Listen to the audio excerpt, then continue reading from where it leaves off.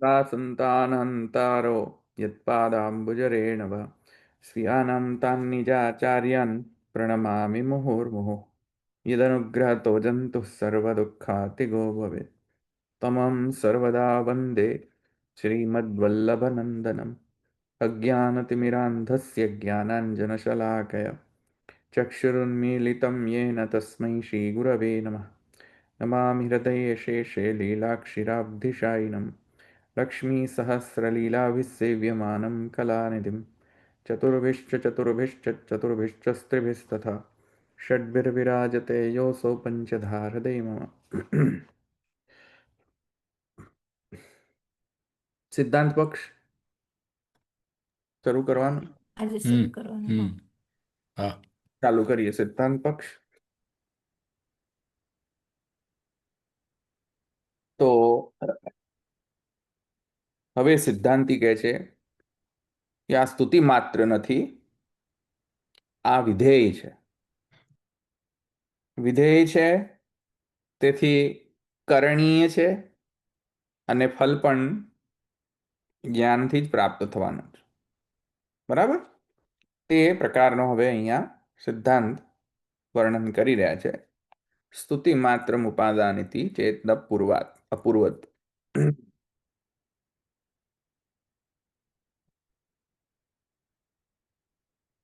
સિદ્ધાંતી કહે છે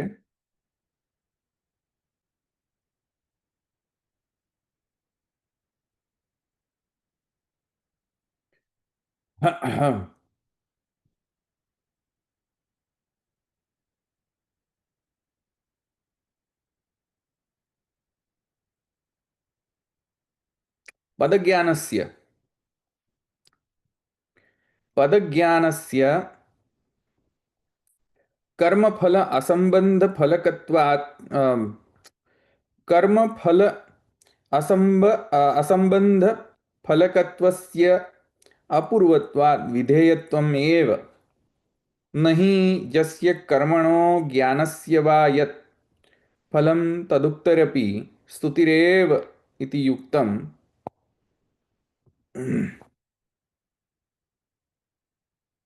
હવે અહીંયા શું કહે છે જુઓ.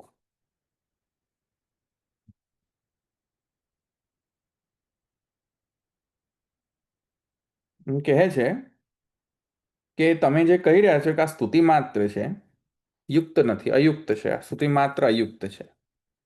ન ચે એવમ વક્તુમ યુક્તમ, ના, એબ્સોલ્યુટલી રોંગ. યુક્ત નથી. કેમ? તો કહે છે પદજ્ઞાનસ્ય, પુરુષોત્તમનું જ્ઞાન.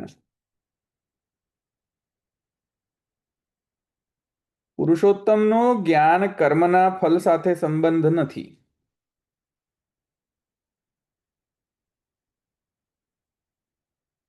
પુરુષોત્તમનો જો જ્ઞાન જે છે એ કર્મના ફલ સાથે સંબંધ નથી. અહીંયા જો શું કહે છે? કર્મફલ અસંબંધ ફલકત્વસ્ય અપૂર્વત્વાત વિધેયત્વમેવ. સ્તુતિ માત્રમેવ નહીં, વિધેયત્વમિતિ, વિધેય પણ છે. એટલે કહેવા માત્ર નથી ખાલી. અને કહેવા માત્રથી એટલે કે અર્થવાદ, એટલે સ્તુતિ માત્ર નથી કે પુરુષોત્તમનું જ્ઞાન લેવાથી મુનિર્ભવતી, એ કહેવા માત્ર નથી, એ વિધેય વાક્ય છે. વિધેય વાક્ય એટલે કે એનાથી, એ જ્ઞાન લેવાથી મુનિ થવાય છે. બરાબર છે? કેમ? તો અહીંયા એ કહે છે કે પુરુષોત્તમનો જો જ્ઞાન મળે કોઈને તો કર્મફલ સંબંધ થતો નથી.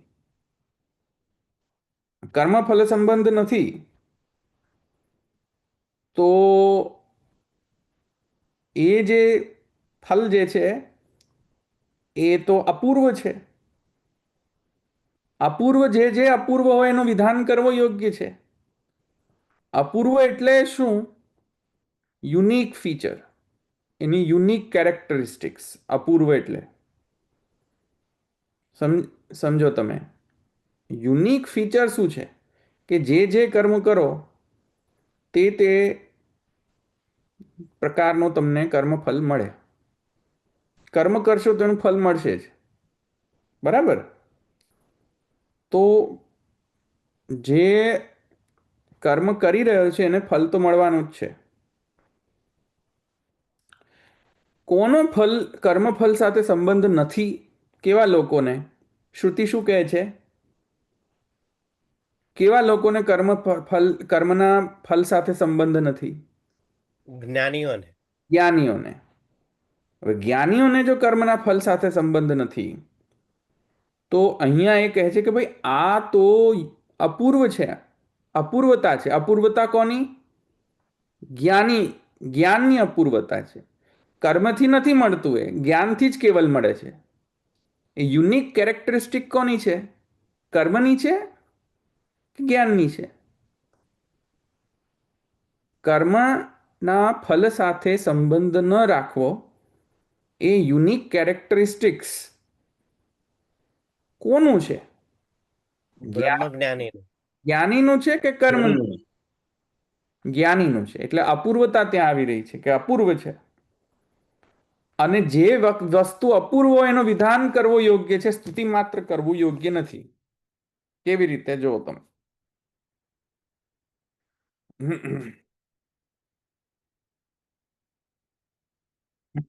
એક એક્ઝામ્પલ પણ આપે છે કે અપૂર્વત્વાત અવિધેયત્વમેવ પ્રતિષ્ઠંતી હવૈય એતા રાત્રિ રૂપયંતી. એક એક્ઝામ્પલ આપી રહ્યા છે અહીંયા. અપૂર્વતા અને વિધેયત્વનો જે સંબંધ કઈ રીતે એકબીજા સાથે છે, તો કહી રહ્યા છે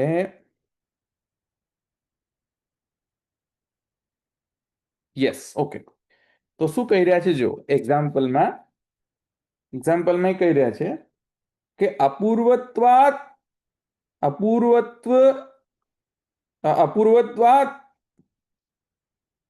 વિધેયત્વમેવ પ્રતિષ્ઠંતિ હવૈય એતા રાત્રિ રૂપયંતી. એ વાક્ય છે એ કર્મકાંડનું વાક્ય છે. કર્મકાંડની અંદર એક વાક્ય એવું આવે છે કે રાત્રિ સત્ર રૂપ જે કર્મ જે છે એ રાત્રિ સત્રનું કર્મનું પ્રતિષ્ઠા રૂપ ફલ કહેવામાં આવેલું છે. સમજો આને વાત. એક કર્મકાંડનો કર્મ છે, બરાબર? રાત્રિ સત્ર યજ્ઞ છે, રાત્રિ સત્ર નામનો. એ રાત્રિ સત્રના માટે કર્મકાંડમાં એક વાક્ય છે. શું? કે ભાઈ એનું ફલ જે છે પ્રતિષ્ઠંતી અહવૈયતા રાત્રિ રૂપયંતી. પ્રતિષ્ઠા રૂપ એનું ફલ મળે છે. એને આ પ્રતિષ્ઠા રૂપ એક ફલ મળે છે. કરે એટલે ફલ મળે. શું બીજાના કારણે, બીજા કોઈ કર્મના કારણે પ્રતિષ્ઠા રૂપ ફલ મળે છે? પહેલા એ ચેક કરો. કોઈ બીજા કર્મના કારણે પ્રતિષ્ઠા રૂપ ફલ પ્રાપ્ત થાય છે કે માત્ર રાત્રિ સત્રના લીધે જ પ્રતિષ્ઠા રૂપ ફલ પ્રાપ્ત થાય છે? પહેલા એ ચેક કરો. ઘણા બધા કર્મના કારણે પ્રતિષ્ઠા રૂપ ફલ મળતો હોય તો કંઈક વિચારમાં પણ આવે કે કદાચ સ્તુતિ માત્ર હશે. પણ રાત્રિ સત્ર રૂપ જે કર્મ છે એ કરવાથી જ પ્રતિષ્ઠા રૂપ ફલ મળે છે. અહીંયા એવું કહે છે કે ભાઈ તમારે આ કરવું તો પડશે, તો જ પ્રતિષ્ઠા રૂપ ફલ મળશે. આ તો અપૂર્વ છે, યુનિક કેરેક્ટરિસ્ટિક છે રાત્રિ સત્રની. બીજા કોઈથી પોસિબલ નથી મળવું પ્રતિષ્ઠા રૂપ ફલ. પ્રતિષ્ઠા રૂપ ફલ કયો એકમાત્ર કર્મ કરવાથી મળશે? કયો એકમાત્ર કર્મ કરવાથી? રાત્રિ સત્ર. તો રાત્રિ સત્ર રૂપ કર્મ કરવાથી પ્રતિષ્ઠા રૂપ ફલ મળે છે. એ અપૂર્વ છે.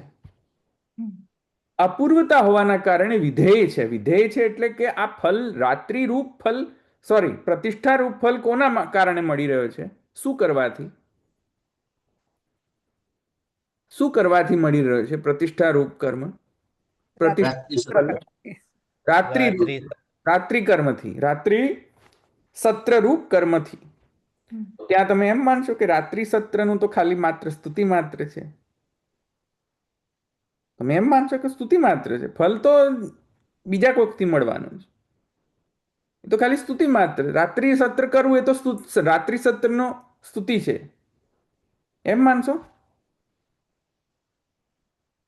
માનશો? એવી રીતે નહીં માનો. સ્તુતિ રાત્રિ સત્રની સ્તુતિ નહીં માનો. ફલનું કથન છે અહીંયા કે રાત્રિ સત્રથી કયું ફલ મળશે? પ્રતિષ્ઠારૂપ ફલ મળશે. તો જો કર્મકાંડની અંદર સ્તુતિરૂપ નથી આવતી કર્મની, તો જ્ઞાન માર્ગ જ્ઞાનકાંડની અંદર જ્ઞાન સ્તુતિરૂપ થઈ જશે. તમારા જ કર્મના કાંડની અંદર કર્મના કારણે કોઈક ફલ મળે છે, કોઈક કર્મના કારણે કોઈક વિશેષ ફળ મળે છે. તો તમે જ્ઞાનકાંડમાં એમ કહો છો કે ના, એ બધું સ્તુતિ માત્ર છે, ત્યાં વિધેય નથી, સ્તુતિ માત્રત્વ છે.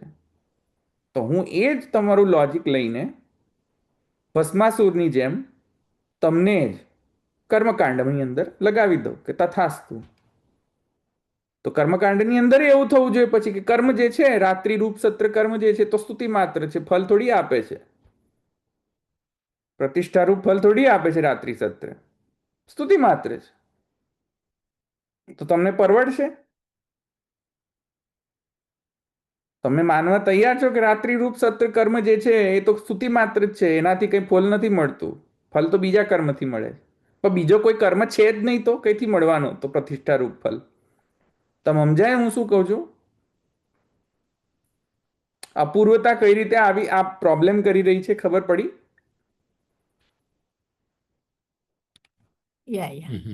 પડે છે હું શું કહું છું? રાત્રિ રૂપ સત્ર કોઈ પણ બીજા કર્મથી મળી શકે છે. સોરી, પ્રતિષ્ઠા રૂપ ફલ જે છે એ કોઈ પણ બીજા કર્મથી મળી શકે છે કે નહીં? ના, નથી મળતું. એ જ નહીં, વર્ણન જ નથી. ખાલી આનાથી જ મળે છે. આનાથી જ મળે છે.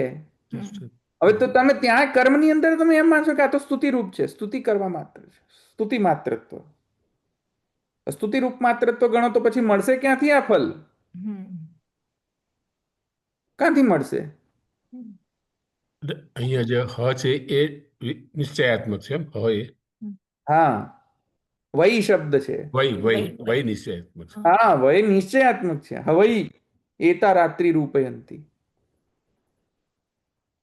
આ તો રાત્રિ સત્રથી જ મળે છે એમ કહ્યું છે. તો રાત્રિ સત્રથી મળે છે એમ કહેવાથી તમે જો ત્યાં સ્તુતિરૂપ નથી લેતા, તો જ્ઞાનકાંડમાં સ્તુતિરૂપ કેમ લો છો? કેમ કે તે આ જ્ઞાનકાંડની શ્રુતિ મુનિર્ભવતી, એ મુનિર્ભવતી જે છે એ અપૂર્વ વિધિ છે, અપૂર્વ વિધેય વાક્ય છે. મુનિર્ભવતી બીજા કશાથી થતું નથી, કર્મથી થવાતું નથી, એટલે તો કહ્યું કે જ્ઞાનથી થવાય છે મુનિર્ભવતી. હવે તમે એ પણ લઈ લેશો એના હાથમાંથી કે ના ના, જ્ઞાનથી નથી થતું, એ તો કર્મથી. કર્મથી થતું નથી તો તમે કહો છો કે કર્મથી નથી થતું મુનિર્ભવતી, અને સ્તુતિ માત્ર કહો છો, તો મુનિર્ભવતી થશે કેવી રીતે? શું કરવાથી મુનિર્ભવતી થશે? એ તો મળતું નથી. જેનાથી થવાય છે મુનિ, એમાં તો તમે એમ કહો છો કે સ્તુતિ જ છે, એ કોઈ ફલ આપવા સમર્થ નથી જ્ઞાન. તો ફલ આપવા સમર્થ જ્ઞાન છે જ નહીં, તો મુનિ થવાશે કઈ રીતે? સમજ્યા? જેવી રીતે રાત્રિ સત્રથી પ્રતિષ્ઠા રૂપ ફળ મળે છે, તો પ્રતિષ્ઠા રૂપ ફળ બીજા કશા કર્મથી મળતું જ નથી. તો જો બીજા કશાથી ફળ ન મળતું હોય, તો રાત્રિ સત્રને સ્તુતિ માત્ર ગણવાથી તો ઉચ્છેદ થઈ જશે કર્મકાંડનો. કોઈ કર્મ જ નહીં કરે રાત્રિ રૂપ સત્ર. તો જો કર્મનો ઉચ્છેદ થઈ જશે, તો અહીંયા કર્મનો ઉચ્છેદ થઈ રહ્યો, તો જ્ઞાનનો ઉચ્છેદ થઈ જશે. કોઈ જ્ઞાન જ નહીં લે પુરુષોત્તમનું જ્ઞાન, કોઈ પુરુષોત્તમનું જ્ઞાન જ નહીં લે, તો પછી જ્ઞાનકાંડની જરૂર શું છે? બધું સ્તુતિ જ માત્ર હોય તો. સમજે છે હું શું કહું છું? તો ભાઈ ત્યાં કર્મકાંડમાં કેમ એવું કીધું વિધેય જ છે, એટલે મતલબ કે એનો રેફરન્સ નથી મળતો એટલે એવું કહે છે? રેફરન્સની અપૂર્વતા છે. ના, પણ અપૂર્વતા કેવી રીતે આવી? કેમ કે બીજો કોઈ કર્મ છે જે પ્રતિષ્ઠારૂપ ફલ મળે કર્મકાંડની અંદર? કયો? એટલે એ તો ખબર નથી પણ એટલે એનો મતલબ કે એ લોકોએ ખબર નથી પણ કદાચ જો ખબર પણ હોય તો કયું ઇઝ ધેર અ કર્મ ધેટ ગીવ્સ પ્રતિષ્ઠા રૂપ ફલ? નો, ધેર ઇઝ નન. એમાં શું કરશો તમે? જો હોય જ નહીં તો શું કરશો તમે? એને સ્તુતિ માત્ર ગણશો તો કઈ રીતે પછી એ ફલ મળશે કોઈને? સપોઝ એટલી ચાલો તમે રિસર્ચ કર્યું ને, ધેર ઇઝ નોટ, કોઈ બીજો કર્મ છે નહીં કે જેના કારણે પ્રતિષ્ઠારૂપ ફલ મળી શકે છે. તો હવે આ વાક્યનું ઇન્ટરપ્રિટેશન તમે કઈ રીતે કરશો? સ્તુતિ વાક્ય ગણશો કે વિધેય વાક્ય ગણશો? એટલે પૂર્વ પક્ષની દ્રષ્ટિથી તો પૂર્વ પક્ષીની દ્રષ્ટિથી મારો ગોલી. What are you going to say? વિધેય તરીકે લેવું પડશે. કેમ વિધેય તરીકે લેવું પડશે? સ્તુતિ માત્ર ગણો ને એને પણ. આ તો પછી એની પર શ્રદ્ધા જ નહીં રહે. શ્રુતિ વાક્ય પર એવું ખરું ને, એવું થાય કે પછી એની પર તો શ્રદ્ધા તો બાજુમાં રહી. હું તમને શું કહું છું કે પ્રતિષ્ઠા રૂપ મારે ફલ જોઈએ છે. હવે મારે શું કરવાનું? જે કર્મકાંડમાં કીધું એ કર્મકાંડમાં જે કીધું હોય એ કરવાનું. તો કર્મકાંડમાં તો અહીં એમ કહ્યું છે રાત્રિ સત્રથી મળશે. તો પછી એને હું મારી દ્રષ્ટિથી હું વિધેય તરીકે લઈશ કે કરવું જ પડશે તો જ મળશે. એટલે પર્સનલી મારી દ્રષ્ટિથી કે ભાઈ મને કરશે તો જ મળશે એમ.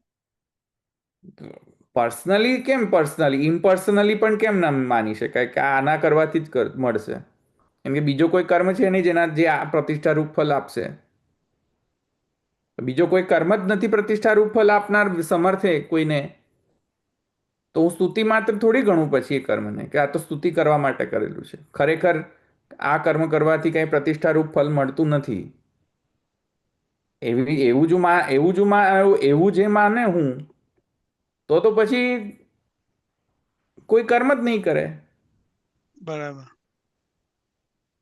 કર્મ ઉચ્છેદ થઈ જશે. સમજાય શું કહું છું? હા બરાબર. હા કર્મ જ્ઞાન બંનેનો ઉચ્છેદ થઈ જશે. એટલે આને પ્રવર્તક વિધિ માનવી પડશે એમ કહે છે કે જેવી રીતે કર્મકાંડમાં આને તમે પ્રવર્તક વિધિ માનવી પડશે તેવી રીતે જ્ઞાનકાંડમાં પણ પ્રવર્તક વિધિ માનવી પડશે આને, કે જ્યાં તમે એમ કહો છો કે પુરુષોત્તમના જ્ઞાનથી મુનિ થવાય છે. પ્રવર્તક વિધિ માન્યા વગર ચારો નથી. સ્તુતિ વિધિ માનશો, એક્સક્યુઝ મી, સ્તુતિ માત્ર માનશો તો અપૂર્વતાના કારણે જ્ઞાનોચ્છેદ થવાનો પ્રસંગ આવી જશે.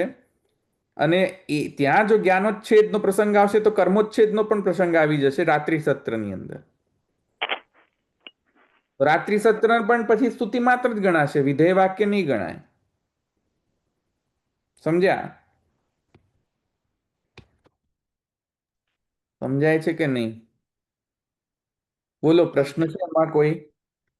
આટલું તમે એવું કીધું જ્ઞાનનો પણ ઉચ્છેદ આવશે. જ્ઞાનની ખબર ના પડે કે જ્ઞાનનો તો તમે વૈદિત્વા મુનિ ભવતી એને રિલેટેડ તમે કહો છો. જ્ઞાન, પુરુષોત્તમના જ્ઞાનથી મુનિ થવાય છે. ફરીથી સમજો તો પૂર્વ પક્ષીએ શું કહ્યું હતું કે જ્ઞાનથી થોડી મુનિ થવાય. જ્ઞાન તો ખાલી કહેવા માત્ર છે, સ્તુતિ માત્ર છે. જ્ઞાનથી કઈ મુનિ થવાતું નથી. બરાબર.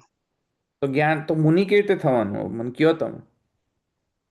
મુનિ થવું છે, શું કરશો?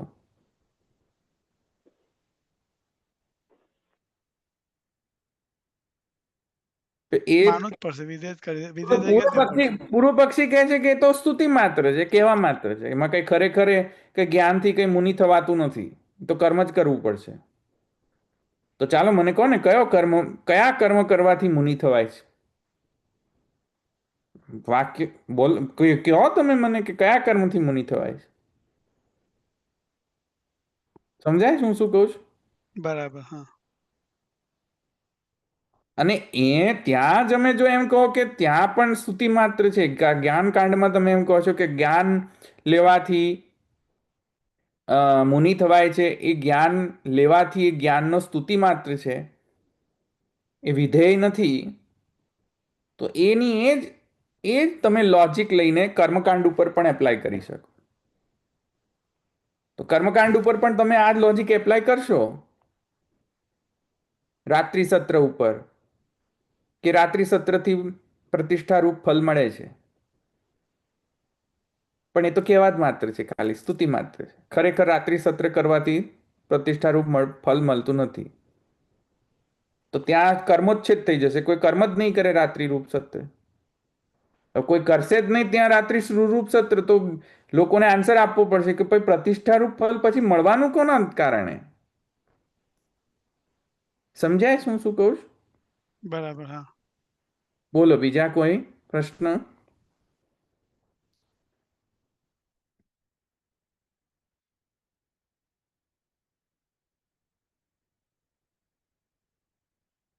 આજે બહુ ભારે લાગી ગયો સિદ્ધાંત.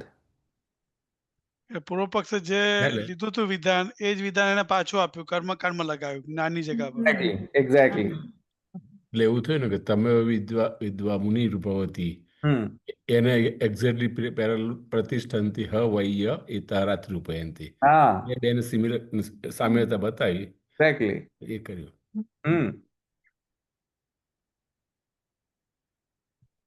એક્ઝેક્ટલી. સમજાયું કે નહીં?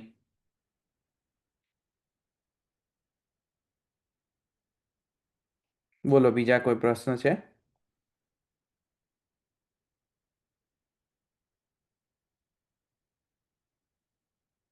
અચ્છા, નથી કોઈને પ્રશ્ન? મને એમ કે આમાં બહુ પ્રશ્ન આવશે આજ. એ રાત્રિનું જ કેમ કીધું છે? એક એક્ઝામ્પલ એટલા માટે આપેલો છે, રાત્રિ સત્રમાં પ્રતિષ્ઠારૂપ ફલ મળવાનો છે, તો રાત્રિ સત્ર માટે જ એક્ઝામ્પલ કેમ લીધો? કારણ કે આ પ્રતિષ્ઠારૂપ ફલ જે છે એ ખાલી રાત્રિ સત્રથી જ મળે છે. એકદમ યુનિક છે આ કર્મ.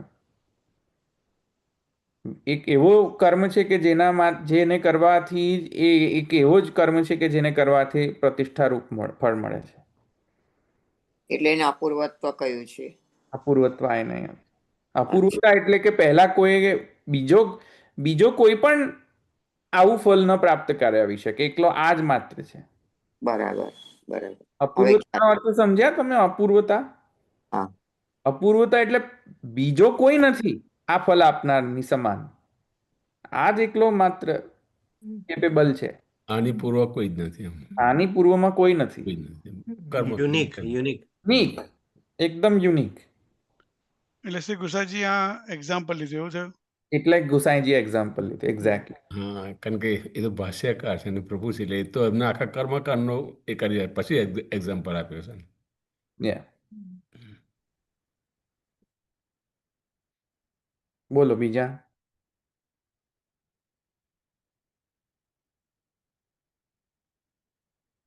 જે સ્તુતિ માત્રત્વ જ્ઞાન માટે એપ્લાય જો થાય તો કર્મ માટે પણ એ જ પછી એપ્લાય કરવું પડશે. ડબલ ઢોલકી તો નહીં બને ને તમને? ડબલ સ્ટેન્ડર્ડ તો નહીં ચાલે ને, કે ડબલ સ્ટેન્ડર્ડમાં એવું કે કર્મકાંડમાં બીજો નિયમ ને જ્ઞાનકાંડમાં બીજો નિયમ. પછી તમે જ્ઞાનકાંડમાં એક નિયમ બાંધતા હોય તો એ જ નિયમ પછી કર્મકાંડમાં રાખો. શંકરાચાર્યની જેમ યા. એક ડબલ સ્ટેન્ડર્ડ નહીં ચાલે કે તમે પ્રધાન ને એક ગૌણ. ક્યાંક જ્ઞાનકાંડનો નિયમ લઈ લીધો છે તમે કે જ્ઞાન બધું અર્થવાદ છે, જ્ઞાનથી કશું પ્રાપ્ત થતું નથી, બધું જ્ઞાનકાંડ અર્થવાદ છે.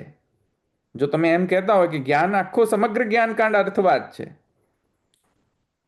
અર્થવાદ એટલે શું? સ્તુતિ માત્ર. અર્થવાદ એટલે શું? સ્તુતિ કરીને એને એના એ કરવામાં તત્પર કરી દે. હા, ખરેખર એનાથી કઈ થાય નહીં. સમજ્યા? એક અર્થવાદનો એક પ્રકાર છે તે ભૂતાર્થવાદ. પછી છે ને આદિત્યો યુપ છે ને, કયો છે અર્થવાદ? અર્થવાદના 3-4 પ્રકાર છે, મેં તમને સમજાયા હતા પહેલા. ભૂતાર્થવાદ, અરે ભૂલી ગયો દશરથભાઈ, આદિત્યો યુપ, યજમાન પ્રસ્તર, અને એક ભૂતાર્થવાદ પણ છે, ત્રીજો છે. એમ કરીને 3 અર્થવાદ. ત્રિવિધો હિ અર્થવાદ. ત્રિવિધ ગુણવાદ છે. ગુણવાદ અનુવાદ અને ભૂતાર્થવાદ. ભૂતાર્થવાદ, અનુવાદ અને ગુણવાદ ગુણવાદ. ગુણવાદ. હા, બરાબર. તો આદિત્યોયુપા ગુણવાદ છે. યજમાન પ્રસ્તર અનુવાદ છે. અને એક બીજો ત્રીજો એક એક્ઝામ્પલ છે ભૂતાર્થવાદ. ઇન્દ્રો વૃત્રાય એ છે ને? ઇન્દ્રો, તો એ ભૂતાર્થવાદ છે.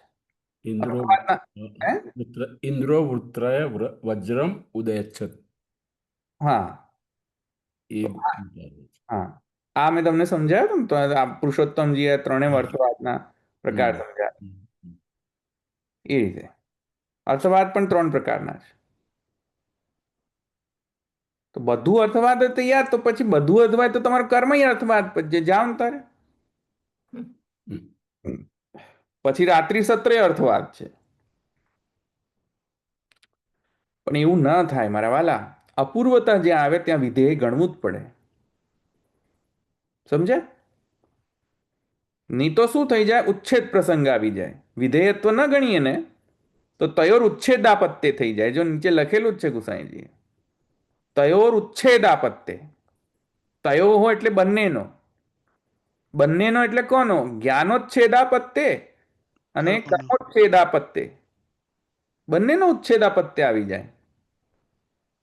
બધું બધું જ ભૂતાર્થવાદ, બધું જ અર્થવાદ. તો સાલું બધું જ અર્થવાદ, તો સાલું પછી ફલ કેવી રીતે મળશે? બધું જ ભૂતાર્થવાદ, તો ફલ કોના લીધે મળશે કયો તમે? ઉચ્છેદ થઈ જશે ને બંનેનો. બરાબર. બધું જ સ્તુતિ માત્ર. તો કરવાનું શું કરવાથી મળશે ફલ? પછી કોઈનો વિશ્વાસ કશું જ કરવામાં નહીં બેસે. કોઈનો વિશ્વાસ કશું પણ કરવામાં નહીં બેસે એટલે કોઈ કરશે જ નહીં. પુરુષોત્તમનું જ્ઞાન નહીં લે અને રાત્રિ સત્રે નહીં કરે. નહીં કરે તો ઉચ્છેદ થઈ જશે. સમજ્યા? એટલે વિધિ પ્રવર્તક એટલે જ કીધું છે. વિધિ પ્રવર્તક એટલે કહ્યું છે. એક્ઝેક્ટલી. Right. વિધિ પ્રવર્તક. પ્રવર્તક વિધિ છે. પ્રવર્તક વિધિ છે એટલે કે ખરેખર રાત્રિ સત્ર કરવાથી જ પ્રતિષ્ઠા રૂપ મન મળે છે. ખરેખર પુરુષોત્તમના જ્ઞાન લેવાથી જ મુનિ થવાય છે. ખરેખર, કહેવા માત્ર નહીં. પ્રવર્તક વિધિ છે. તમને પ્રવર્તક, એ પ્રવર્તક વિધિના કારણે તમને પ્રયોજિત કરે છે, ત્યાં યોજિત કરે છે એ કરવા માટે. અને એ વસ્તુ ફલપ્રાપ્તિ કરાવી આપે છે. એને પ્રવર્તક વિધિ કહેવાય. સમજ્યા? કોઈ સ્તુતિ માત્ર નથી. ક્લિયર ને? તો આ જે છે કે પુરુષોત્તમના જ્ઞાનથી મુનિ થવાય છે, શું કઈ વિધિ છે? અર્થવાદ છે કે પ્રવર્તક વિધિ છે? પ્રવર્તક. પ્રવર્તક વિધિ છે. પ્રવર્તક. એને એકચ્યુઅલી કરવાથી, એ જ્ઞાન લેવાથી જ મુનિ થવાય છે. પ્રવર્તક વિધિ છે. વિધિર્હિ પ્રવર્તક. તસ્ય આ વિધિર્હિ પ્રવર્તક વિધિ સમજાયું ને તમને?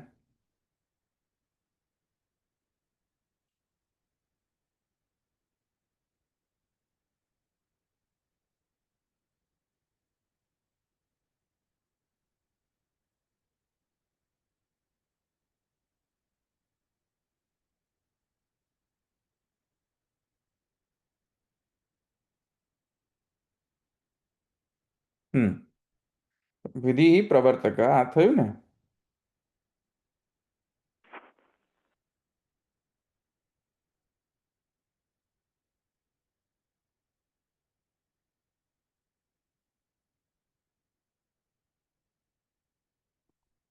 આગળ જઈએ ને. તસ્ય પુરુષ પ્રવૃત્તિ ઉપયોગ્યર્થકથનેનૈવ ચારિતાર્થ્યાદ અન્યાર્થકથનસ્ય સ્તુતિત્વમસ્તુ નામ નહિ એવં પ્રકૃતે મોક્ષો. કર્મબંધ અભાવ પ્રેપ્સોસ્તત્ સાધનત્વ જ્ઞાન એવ પ્રવૃત્તિ સંભવાત.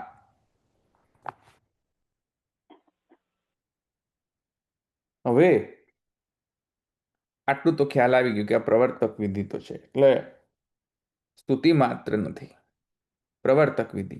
પ્રવર્તક વિધિ છે તો પછી ક્યારે સ્તુતિ ગણવી ને ક્યારે પ્રવર્તક ગણવી? તમે કહો છો કે આ પ્રવર્તક વિધિ, માની લીધું, ચાલ. તો પછી સ્તુતિ માત્ર કોઈ વસ્તુ છે એ કેવી રીતે ખબર પડે કે આ માત્ર સ્તુતિ માત્ર અર્થવાદ છે?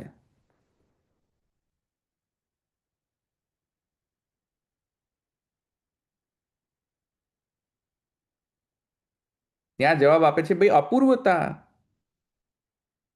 અપૂર્વતા ચેક કરવાની હોય કે નહીં? બરાબર કે નહીં? જ્યારે કોઈ વસ્તુ, કોઈ ફલની પ્રાપ્તિ કોઈ સ્પેસિફિક સાધનથી કરવાથી મળતી હોય અને એ જ સાધન ફલને પ્રાપ્ત કરાવી આપતું હોય, બીજા સાધનો ન પ્રાપ્ત કરાવી આપતા હોય, તો ત્યાં તે જગ્યાએ તમે એને અર્થવાદ માની લેશો તો વિધિ પ્રવર્તક નહીં રહે. વિધિ પ્રવર્તક વિધિ નહીં રહે તો ઉચ્છેદાપત્તિ આવી જશે. ત્યાં નહીં ચાલે, ત્યાં તો તમારે વિધિ પ્રવર્તક જ માનવી પડશે. તો એ જ હવે ક્વેશ્ચન આની પર આવી રહ્યો છે કે મુનિ થવાય છે કોના કારણે? મુનિ થવાય છે કર્મ બંધનનો જે અભાવ, જે ઈચ્છતો જે પુરુષ જે છે, જે પુરુષને કર્મના બંધનથી છુટકારો જોઈએ છે, શું એ ફલ માત્ર કર્મ પ્રાપ્ત કરાવી શકે છે? જે પુરુષ કર્મ ફલ બંધનથી મુક્તિની ઈચ્છા રાખી રહ્યો છે, ફલની ઈચ્છા, શું એવા વ્યક્તિને ફલ કર્મરૂપ સાધન પ્રાપ્ત કરાવી આપે છે કે નહીં? આન્સર કરો. કરાવી આપે છે? કર્મ કરવાથી કર્મફલ બંધન મુક્ત થવાય છે? ના, કારણ કે એને જોઈતું જ નથી ને. જોઈતું જ નહીં તો શું કરવા પછી કરે? તો ત્યાં અપૂર્વતા આવી રહી છે. એ જ્ઞાનથી જ સંભવ છે, અપૂર્વતા. તો જ્યાં અપૂર્વતા છે ત્યાં વિધિવાક્ય ગણવું પડશે. સમજાય? તો એથી કરીને જ્યાં જ્યાં અપૂર્વતા છે ત્યાં તો તમારે વિધિવાક્ય ગણવું પડશે. ત્યાં સ્તુતિ નહીં ગણાય. ધેટ્સ વાય ઓલ્સો આ ફ્લોડ લોજિક છે. The logic is flawed by the પૂર્વ પક્ષ. આ ઉપપન્ન નથી. તસ્ય પુરુષ પ્રવૃત્તિ ઉપયોગ્યર્થ કથનેને ચારિત્યાર્થાદ અન્યાર્થ કથનસ્ય સ્તુતિત્વમસ્તુ ના નહીં એવં પ્રવૃત્તે. સ્તુતિ માત્ર કરો એવા બધા સાધનોને સ્તુતિ માત્ર કહીને તમે ફગાવી દો, પ્રવૃત્તિ જ નહીં થાય. કોઈ કરશે જ નહીં, કોઈ કરશે જ નહીં તો ફલ જ નહીં પ્રાપ્ત કરે. મુમુક્ષો કર્મબંધન અભાવ, જે મુમુક્ષુ છે એને કર્મફલના બંધનથી છુટકારો જોઈએ છે. કર્મફલ બંધ અભાવ પ્રેપ્સુ, જેને આ ઈચ્છા છે તેના માટે શું સાધન છે? કર્મ તો સાધન છે ને. જ્ઞાન એવ સાધન, સાધનત્વ જ્ઞાન એવ. તો જ્ઞાન એવ સાધનત્વ જો હોય તો પ્રવૃત્તિ સંભવાન, તો પ્રવૃત્તિમાં સંભવ થશે. સમજે? તો એ કરશે ને, નહીં તો કરશે જ નહીં. સમજે? એટલે આ લોજિકથી તો તમે કશું, આ લોજિકથી તો તમે એવું ન કહી શકો કે આ સ્તુતિ માત્ર પર છે. એટલે જ્ઞાન જે છે તમેવ વિદિત્વા મુનિર્ભવતી, આ જે છે પ્રવર્તક વિધિ છે, સ્તુતિ માત્ર નથી. પ્રવર્તક વિધિ હોવાના કારણે જ્ઞાનથી જ આ ફલ પ્રાપ્ત થવાનો છે. કહેવા માત્રનો સ્ટેટમેન્ટ નથી. સમજી ગયા? ધવલભાઈ તમે ગઈ વખતે એવું કીધું હતું કે જ્ઞાન લેવા માટે પણ કોઈક ના કોઈક એફર્ટ્સ તો કરવા જ પડશે. હમ હમ એટલે એ કર્મ કહેવાય કે ના કહેવાય એમ એ પછી તો પછી આમાં ખબર ના પડી. તો પછી કેમ કે એવું લખ્યું છે કે મુમુક્ષ જે છે કે જેને કર્મ બંધનનો અભાવ છે, પણ આપણે વિચાર કર્યો હતો કે ભાઈ જેને જ્ઞાન લેવું તો જ્ઞાનને એફર્ટ્સ તો કરવા પડશે, તો જ્ઞાનને એફર્ટ્સ ને કર્મ નહીં કહેવાય એમ કહું. ધેટ્સ એક્ઝેક્ટલી વાય બ્રહ્મવાદમાં બ્રહ્મ જ કર્મ બન્યો છે અને બ્રહ્મ જ જ્ઞાન બન્યો છે. There is no watertight compartment between karma is karma and it's not gyan, and gyan is gyan and it's not karma. That's exactly why યજ્ઞો વય વિષ્ણુ કહ્યું છે. વિષ્ણુને તમે કન્ફાઇન નહીં કરી શકો કે ખાલી કર્મ જ થશે વિષ્ણુ. જ્ઞાનની અંદર કર્મ તિરોહિત છે, કર્મની અંદર જ્ઞાન તિરોહિત છે. યિંગ યંગ થિયરીથી જોવું પડશે. યસ. બાઘા થઈને થોડી કર્મ કરી રહ્યા છો તમે, કયો તમે મને. બરાબર, એકબીજામાં અને ઇન્ટરડિપેન્ડન્સ. જ્ઞાન પણ લઈ રહ્યા છો તો કાંઈક તો કર્મ કરવું જ પડશે. So it is not watertight compartment built by જે રીતે રાહુ વેદાંતિઓ અને કબંધ મીમાંસકો કહી રહ્યા છે. It's not like that. કબંધ મીમાંસકો શું જે કહી રહ્યા છે કે વી ડોન્ટ નીડ જ્ઞાન because it's futile, it's a waste જ્ઞાન. અને રાહુ વેદાંતિ એમ કહે છે કે કર્મ ઇઝ વેસ્ટ ઓફ ટાઈમ, જ્ઞાન is everything. Mahaprabhuji says both are important, both are dimensions of Brahman. એકબીજાનો બરાબર. ઉપકારક છે. એટલે ધવલભાઈ એમ કહી શકાય કે જ્ઞાનની ડાયરેક્ટ ડિરેક્ટરીમાં કર્મની ફાઇલ છે અને કર્મની ડિરેક્ટરીમાં જ્ઞાનની ફાઇલ છે. Absolutely. Brahmavad તો જ સસ્ટેન થશે. Brahman has become that. If you don't believe that, there is a problem છે. એક સિક્કાની બે બાજુ કહી શકાય ને. Right. Brahman has become karma and Brahman has become Gyan. If you know this, then there is this watertight compartment will not bother you. સમજ્યા? એક સિક્કાની બે બાજુ કહીશું તો 50-50% થઈ જશે, પણ જ્યારે જ્ઞાનીઓ જે છે અને જે કર્મ કરી રહ્યા છે તો નોટ ધેટ ઇક્વિવેલન્ટ કર્મ એ રીતનું આવે કે સિક્કાની બે બાજુની રીતે આવે. નહીં, કહેવાનો અર્થ એ છે કે જે કર્મ અને જ્ઞાન જે છે એ one has taken this two forms. So જ્યારે પણ આપણે એમ કહીએ કે કર્મ ઇઝ કર્મ એન્ડ નોટ જ્ઞાન, તો કર્મમાં જ્ઞાનનો અત્યંતાભાવ છે અને જ્ઞાનમાં કર્મનો અત્યંતાભાવ છે. એબ્સોલ્યુટ એબ્સન્સ ઓફ જ્ઞાન ઇન કર્મ એન્ડ એબ્સોલ્યુટ એબ્સન્સ ઓફ કર્મ ઇન જ્ઞાન. Can you ever prove that? No, you cannot. Not possible. કોઈ પણ કર્મ કરજો તમે, કોઈ પણ કર્મ કરે, એક્સપેરિમેન્ટ કરજો, જ્ઞાન ઈચ્છા પ્રયત્ન જોઈશે જ. સમજ્યા કે નહીં? ક્રિયા કરવામાં જ્ઞાન ઈચ્છા પ્રયત્નની કદાચ જરૂર ના હોય, પણ કર્મ કરવા માટે તો જ્ઞાન ઈચ્છા પ્રયત્નની જરૂર પડતી.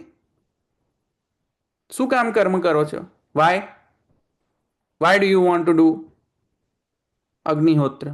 વાય?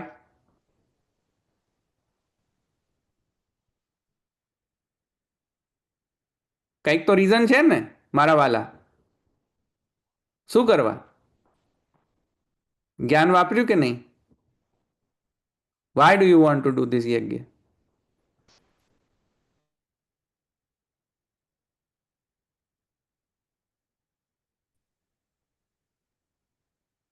વ્યવસાય નહીં આવે, જ્ઞાન કેવી રીતે મળશે? સમ એક્ટિવિટીઝ રિક્વાયર્ડ ઇન જ્ઞાન. જ્ઞાનને એક્વાયર કરવાની પણ એક્ટિવિટી નથી. વેદ પઠન એક્ટિવિટી નથી, કર્મ નથી. સો યુ કેન રિયલી સે કે જ્ઞાન જ્ઞાનમાં કર્મનો અત્યંતાભાવ છે અને કર્મમાં જ્ઞાનનો અત્યંતાભાવ છે. One has become many, Brahman has become karma, and Brahman has become Gyan. Both are important. સમજ્યા?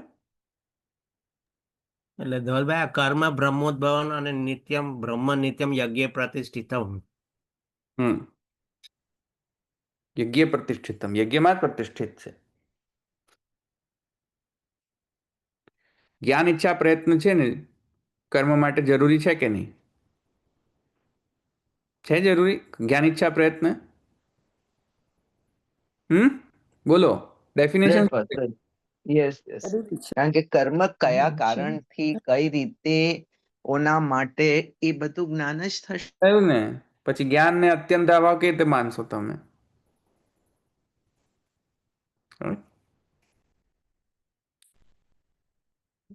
So both are required.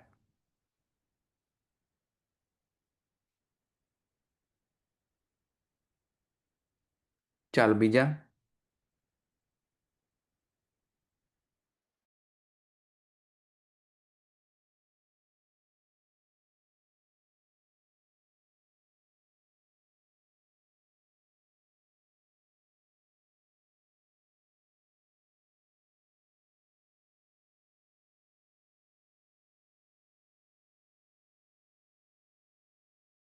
કરનારો વ્યક્તિ અથવા જ્ઞાન લેનારો વ્યક્તિ પુરુષ.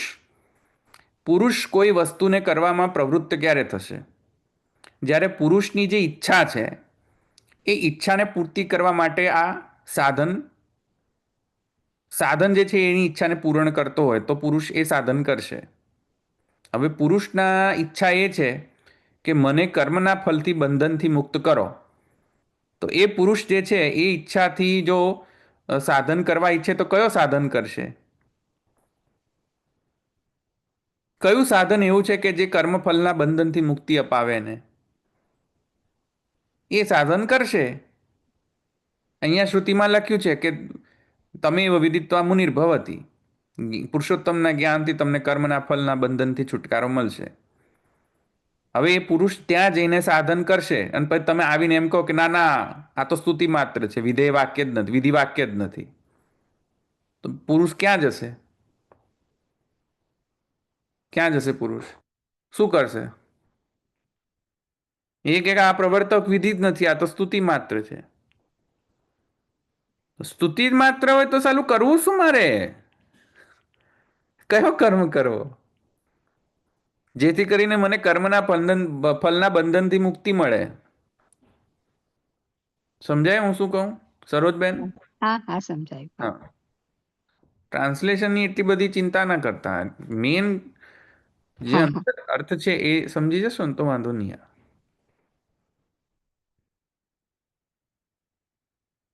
ધવલભાઈ તો પછી સ્તુતિ આપણે એવું જોયું કે ભાઈ સ્તુતિ માત્ર છે એવું કી ના ખબર પડે, તો અપૂર્વતા છે કે નહીં એનાથી ખબર પડે. હા, તો એવું સ્તુતિ માત્ર પણ છે ખરું? એવું કંઈક છે ખરું? પણ વિધાન કોઈ હોય છે એમાં? આદિત્યો યુપ ઓકે. સ્તુતિ માત્ર. કેમ કે ત્યાં એ અપૂર્વતા નથી ત્યાં એટલે. હા, આદિત્યો યુપ એ સ્તુતિ માત્ર છે. સ્તુતિ માત્ર કહી દીધું. કેમ?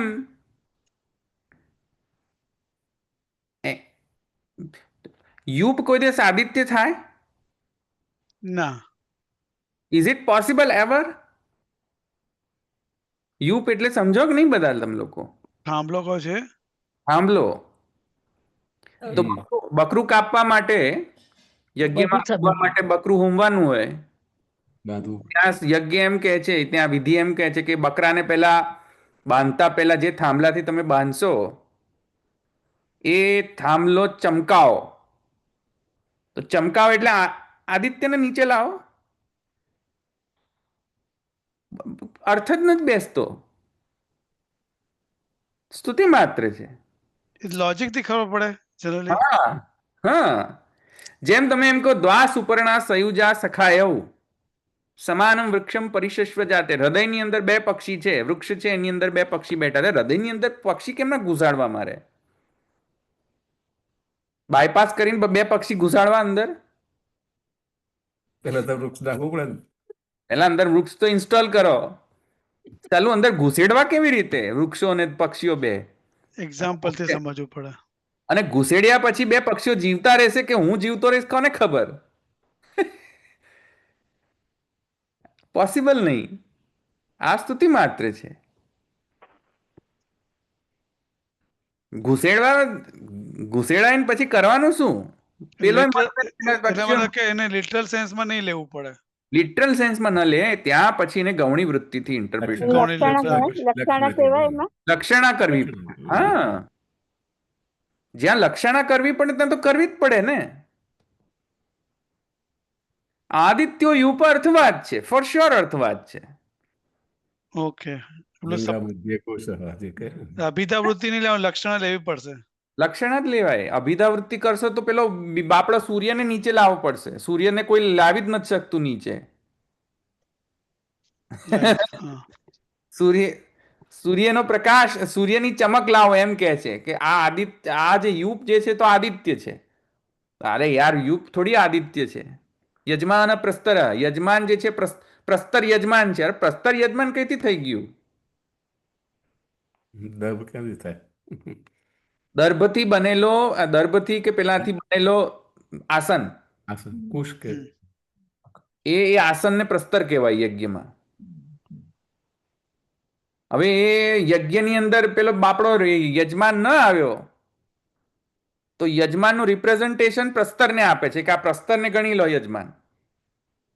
જેમ પેલી પહેલાના જમાનામાં ક્ષત્રિયોના રાજાઓ જે છે, ક્ષત્રિય રાજાઓ લગ્ન કરતા તો બિચારો પેલો જે મૂર્તિઓ જે ક્ષત્રિય જે છે એ વોર ઝોનમાં રહેતો. પેલી બાપડી પેલી જે શું કહેવાય, બહુ પેલી વધુ જે છે તલવાર સાથે પરણી જતી. તો તલવાર જે છે ક્ષત્રિય છે એમ કહે તો તલવાર થોડી ક્ષત્રિય થઈ જાય? લક્ષણા લેવી પડશે. લક્ષણા લેવી પડે ત્યાં.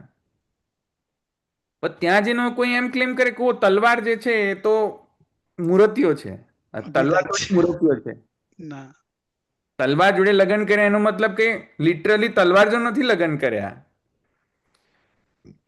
મૂર્તિયા જોડે લગ્ન કરેલા. સમજ્યા કે નહીં? બરાબર. તો અર્થવાદ છે આપણા શાસ્ત્રમાં, પણ આવી રીતે ઇન્ટરપ્રિટેશન કરવું જોઈએ ને. કોણ અર્થવાદ છે, શું સ્તુતિ માત્ર છે, શું વિધેય વાક્ય છે? આ જૈમિની મીમાંસાથી નિશ્ચિત થશે કે વિધેય વાક્ય શું છે, શું કરવાનું છે, કયું અર્થવાદ છે, શું એકચ્યુઅલ કરવાનું છે. અને એ ખાલી જૈમિનીથી જ નહીં સમજમાં આવે, આખા સમગ્ર શાસ્ત્રાર્થ ખબર પડવી જોઈએ. સમજાયું ને? નહીં તો મહાપ્રભુજી કહે છે કે એ ધાતુ શબ્દા યત્રાર્થે ઉપદેશે પ્રકીર્તિતા. મહાપ્રભુજી કહે છે જ્યાં બને ત્યાં સુધી તો અભિધાવૃત્તિથી જ અર્થ કરવો, જ્યાં બને ત્યાં સુધી અભિધાવૃત્તિથી જ અર્થ કરવાનો નિયમ છે. પણ જ્યાં અભિધાવૃત્તિ છે લાગી જ ન શકે, આવી રીતે જેમ દ્વાસુપર્ણા સંયુજા શકે, અભિધાવૃત્તિથી કરશો તો કઈ સેન્સ જ નહીં બને. કારણ કે it is impossible for a human to do that. સમજાય? It is impossible for a human heart to install to પક્ષી. અરે કોઈનું મ્યુટ ખુલી ગયું છે. દર્શન, આપણે પ્રતિમાબેન મ્યુટ કરો. બરાબર.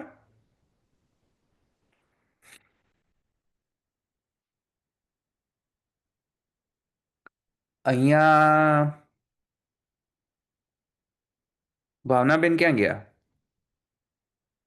હા બોલો. પેલી મેં તમને શું સમજાવ્યું હતું, પેલું ખડભડાટ? બે ભેગા થાય, બધા તો ભેગા થાય છે. શું સમજાવ્યું હતું? ક્યાં શેમાં સમજાવ્યું હતું? કયો એ અધિકરણ હતો? એક મિનિટ. પેલું જેમિની સૂત્રનું અધિકરણ હતું. કયું હતું એ અધિકરણનું નામ? શું? અનુકૃત્ય અધિકરણ. હા, એ જ હતું. અનુકૃત્ય અધિકરણ હતું ને? એમાં જો આમાં આ પછી એ જ આવે છે, અચ્છા.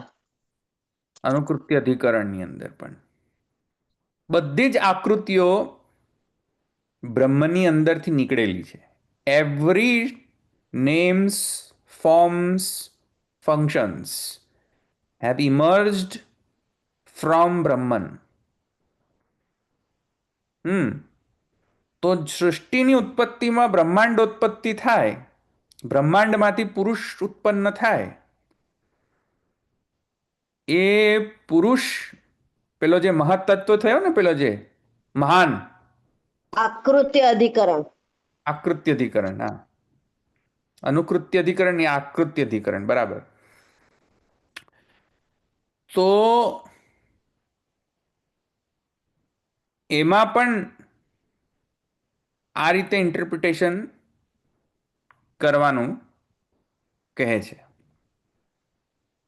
કે ભાઈ આને તમે જે બ્રહ્માંડમાંથી જેટલું પણ ઉત્પન્ન થાય છે બધું એકચ્યુઅલી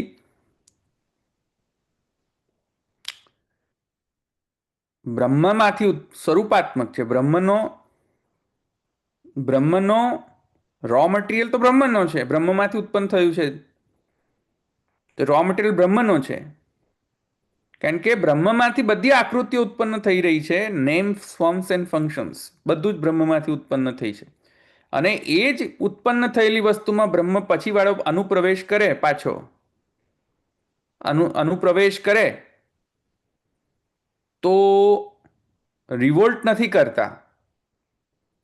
રિવોલ્ટ નથી કરતા એને એક્સપ્લેન કરવા માટે આ અનુકૃત્ય અધિકરણ કહ્યું છે. હવે અનુકૃત્ય અધિકરણને તમે અહીંયા જ સમજો અને પછી લિટરલ સેન્સમાં કહો કે એક ગાય બીજી ગાયથી જુદી છે ને આ છે ને તે છે, પછી તમે પેલો મેઇન કોન્ટેક્ટ તો સમજાય જ નહીં, સંદર્ભ જ ન સમજાય. ખબર નહીં તમને બધાને ખબર પડે છે કે નહીં, આ ભાવનાબેનને ખબર પડશે કદાચ, પણ તમને કોન્ટેક્ટ નથી ને એટલે તમને નહીં ખબર પડે કદાચ. પણ એની હાવ નહીં ખબર પડે તો વાંધો નથી, કંઈ વાંધો નથી, અત્યારે સમજવાની જરૂર નથી બધાને, ઇટ્સ ફાઇન. સો કહેવાનો અર્થ એ છે કે ક્યાં અર્થવાદ છે, ક્યાં અર્થવાદ નથી, ક્યાં પ્રવર્તક વિધિ છે, એનો નિર્ણય ઘણા બધા પ્રકારથી થાય છે. એમાં એક વન ઓફ ધ ક્રાઇટેરિયા છે કે અપૂર્વતા છે કે નહીં આની અંદર. સમજ્યા? અને પ્રેક્ટિકલી પોસિબલ છે કે નહીં આ, એ બધાનો વિચાર કરીને પછી વિચાર કરવામાં આવે છે. પૂર્વ અપર નિર્ણય કરીને પછી બધો વિચાર કરવામાં આવે છે. એટલું સીધું ડાયરેક્ટલી જ કન્ક્લુઝન પર જમ્પ ન કરી શકાય કે આ સ્તુતિ માત્ર છે કે આ કરણીય આ પ્રવર્તક વિધિ વાક્ય છે. બરાબર?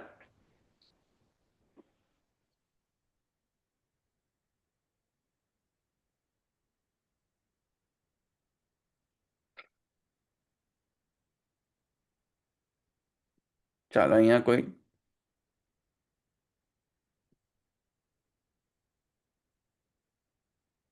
છે કોઈ પ્રશ્ન? તો ભાઈ આ ક્વેશ્ચન કશું નથી, પણ આજે તમે એવો વિદિત્વા મુનિર ભવતી, તો જસ્ટ હું વિચાર કરતો તમે એવો, તો અહીં એવકાર આવે છે, અન્ય યોગ વ્યવચ્છેદ તરીકે લેવું પડશે, રાઈટ? અન્ય યોગ વ્યવચ્છેદ લઈ શકો છો, એના સિવાય ઓકે. લઈ શકો છો અન્ય યોગ વ્યવચ્છેદાર્થ એવકાર.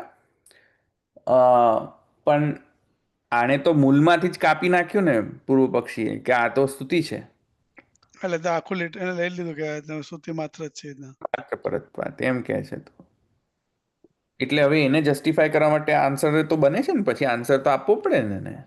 એને એનું સેમ જ પેરોડ આવ્યું કે ભાઈ તમે તો કર્મમાં જ ગણી લો એમ. તમે ત્યાં કર્મમાંય હું તને ભસ્માસુરની જેમ તથાસ્તુ કહી દઈશ, પછી કર્મમાંય તારે સ્તુતિ માત્રત્વ આવી જશે. બરાબર. એટલે ઈચ્છારામજી આ જ કહે છે, બરોબર. હમ ઈચ્છારામજી આ જ કહે વિધેયત્વમ એવ ઇતિ એવકારેનો અર્થવાદ અવિષયત્વમ બોધ્યતે. હમ બરોબર. અર્થવાદ નથી આ, હમ ઇટ્સ નોટ અર્થવાદ. ભલે આગળ જઈશું આપણે નેક્સ્ટ ટાઈમ, પણ હવે એટલું સમજી જાઓ કે આ વાક્ય અર્થવાદ નથી, અને કેમ કે અપૂર્વતા છે, અને એથી કરીને અપૂર્વતાના કારણે આને પ્રવર્તક વિધિ માનવી પડશે. નહીં માનો તો બંનેનો ઉચ્છેદ પ્રસંગ આવી જશે, કર્મનો ઉચ્છેદ, જ્ઞાનોચ્છેદ. એટલે તમારે માનવી જ પડશે કે આ પ્રવર્તક વિધિ છે. પ્રવર્તિક વિધિ સિદ્ધ થતાની સાથે જ વળી પાછી આપણે આવી ગયા આપણા સિદ્ધાંત ઉપર કે જ્ઞાન નેસેસરી નથી કે હંમેશા જ્ઞાન કર્મનો અંગ જ રહે. બરાબર? વળી પાછા આપણે પોતાના સિદ્ધાંત પર આવી શકીએ છીએ પાછા. બરાબર છે ને? હમ. અહીં રાખીએ તો ધનંજય, અહીંયા પેલું આપ્યું છે નહીં તરણો તમ કાર્યભાવ એ શું કહ્યું? કોઈ ઉદાહરણ માટે કીધું છે? શું કહ્યું? નહીં તરણો તમઃ કાર્યભાવ ઇત્યુક્તે. એટલે હમણાં આવી ગયું? મેં એક્સપ્લેન કર્યું કે હજુ નથી કર્યું? આગળ આગળ આવશે ને? ના, એક લીટી કદાચ નથી થઈ મને લાગે છે. હજુ પૂરું કરવાનું છે. મેં પૂરું નથી કર્યું હજુ. ઓકે, હા બરાબર. બાકી છે, ઘણું બધું બાકી છે હજુ તો. હા, કરીશું આપણે તો. રાખીએ. દ્રઢઈન ચરણન કેરો ભરોસો, દ્રઢઈન ચરણન કેરો, શ્રી વલ્લભ નખ ચંદ્ર છટા બિન, सब जग मांझ अंधेरो भरोसो, दृढ़ई न चरणन के साधन और नहीं या कली में, जासु हो निवेरो, सूर का कहे द्विविधांधरो, बिना मोल को चेरो भरोसो, दृढ़ई न चरणन के. श्री वल्लभाधीश की जय, श्री गोपीनाथ प्रभु चरण की जय, श्री गुसाई जी परम दयाल की जय, श्याम सुंदर श्री अम्ने महारानी की जय, द्वारिकाधीश की जय. सर्व वैष्णव जय श्री कृष्ण.